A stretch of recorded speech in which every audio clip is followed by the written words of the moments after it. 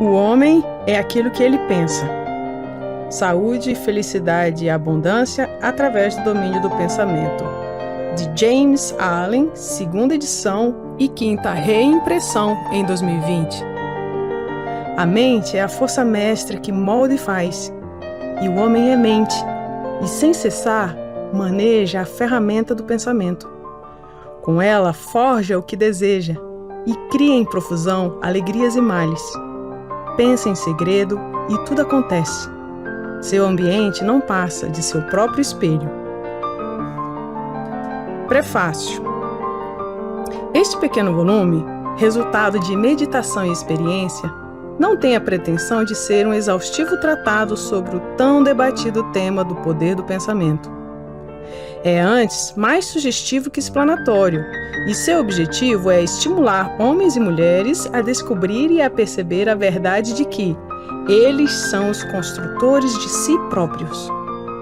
Em virtude dos pensamentos que escolhem e incentivam, que a mente é a tecelã mestra tanto da veste íntima do caráter como da veste exterior da circunstância, e que assim como podem ter até aqui tecido tais vestes em ignorância e sofrimento, poderão agora tecê-las com esclarecimento e felicidade.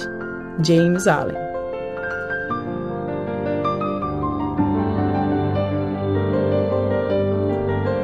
Pensamento e caráter. O aforismo, o homem é aquilo que ele pensa, não só abrange por inteiro o ser do homem, como tal abrangência chega ao ponto de envolver todas as condições e circunstâncias de sua vida. O homem é, literalmente, aquilo que ele pensa. Seu caráter não passa da soma total de todos os seus pensamentos. Assim como a planta brota, e não poderia brotar se não fosse a semente, também cada ato do homem brota das sementes ocultas do pensamento, e sem elas não poderia surgir. Isso se aplica igualmente àqueles atos ditos espontâneos e não premeditados, e aos que são deliberadamente praticados. O ato é a flor do pensamento, e a alegria e o sofrimento seus frutos, e assim vai recolhendo o homem o produto doce ou amargo de sua própria seara. Ainda na mente é o pensamento que nos molda. O que somos foi construído na forja das ideias. Se de maus pensamentos nos alimentamos, cada um deles será seguido pela dor do mesmo modo que a roda do carro segue os bois. Se preservarmos em pureza aquilo que pensamos, será a felicidade que, como a nossa própria sombra, nos há de acompanhar. O homem é um produto da lei e não do artifício, e causa e efeito são tão absolutos e inevitáveis no plano secreto do pensamento quanto no mundo das coisas visíveis e materiais.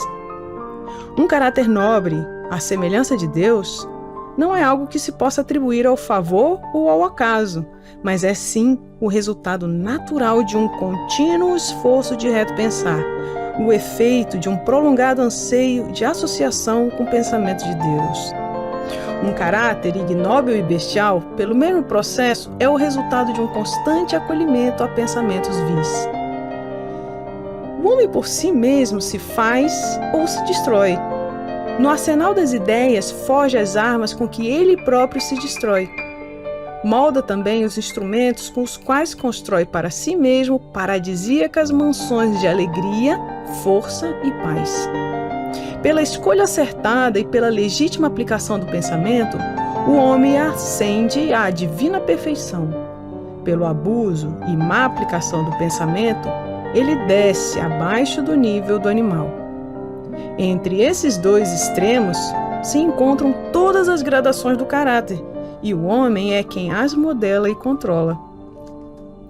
De todas as belas verdades pertencentes à alma que foram restauradas e trazidas à luz neste século, nenhuma é mais risonha ou mais rica em divinas promessas e em confiança do que esta, a de que o homem é o senhor do pensamento, o modelador do caráter e o construtor e forjador da condição, do meio e do destino.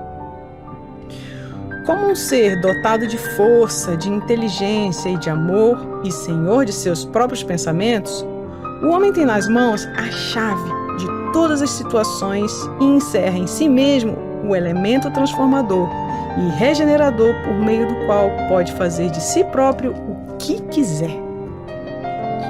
O homem é sempre o senhor, mesmo que entregue as maiores fraquezas e ao máximo abandono. Mas em sua fraqueza e degradação continua sendo o insensato senhor que desgoverna sua própria casa.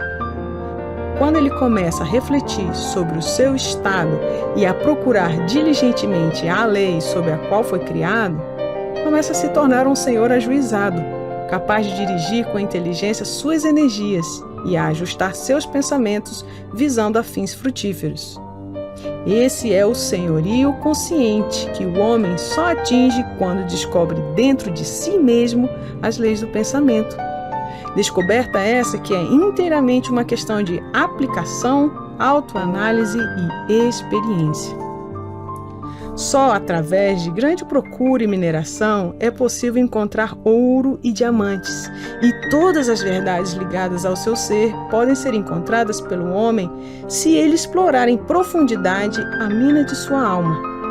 E se observar, controlar e alterar seus pensamentos, rastreando-lhes os efeitos sobre si próprio e sobre os outros, sobre sua vida e circunstâncias, ligando causa e efeito por meio de um paciente exercício e da investigação e utilizando cada experiência, mesmo a mais trivial, cada ocorrência cotidiana, como um meio de obter o conhecimento de si mesmo que é compreensão, sabedoria e poder. Acabará infalivelmente por provar que ele é o construtor do seu próprio caráter, o modelador de sua vida e o edificador de seu destino. Nessa direção, e em nenhuma outra, é que nos aponta a lei absoluta segundo a qual aquele que busca achará, e aquele que bate abrir-se-lhe-á. Pois só pela paciência, pela prática e incessante insistência pode o homem transpor a porta do templo do conhecimento.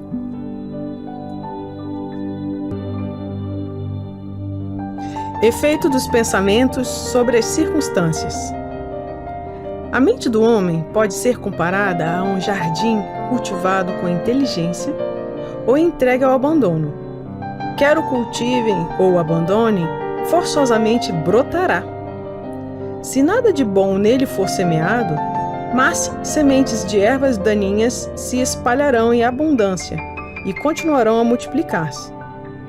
Assim como um jardineiro cultiva sua terra, conservando-a livre do mato e plantando flores e frutos que lhes são necessários, assim também o homem cultiva o jardim de sua mente, arrancando todos os pensamentos maus, inúteis e impuros, e cultivando, com vistas à perfeição, as flores e os frutos de pensamentos justos, úteis e puros.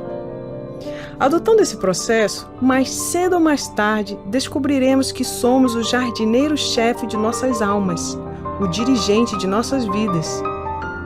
Com isso, revelamos também dentro de nós mesmos as leis do pensamento e compreendemos com crescente exatidão como as forças do pensamento e os fatores mentais operam na formação do nosso caráter, das circunstâncias e do destino. Pensamento e caráter são uma só coisa, e como o caráter só pode manifestar-se e revelar-se através do meio e das circunstâncias, as condições externas da vida de uma pessoa mostrar-se-ão sempre harmoniosamente relacionadas com seu estado íntimo. Isso não significa que as circunstâncias que cercam o homem em qualquer tempo sejam um indício de seu caráter como um todo, mas que tais circunstâncias se encontram tão intimamente ligadas a algum fator pensamento vital em seu interior que naquele momento elas são indispensáveis para o seu desenvolvimento. Todo homem está onde está pela lei do seu ser. Os pensamentos que ele incorporou ao seu caráter colocaram-no ali.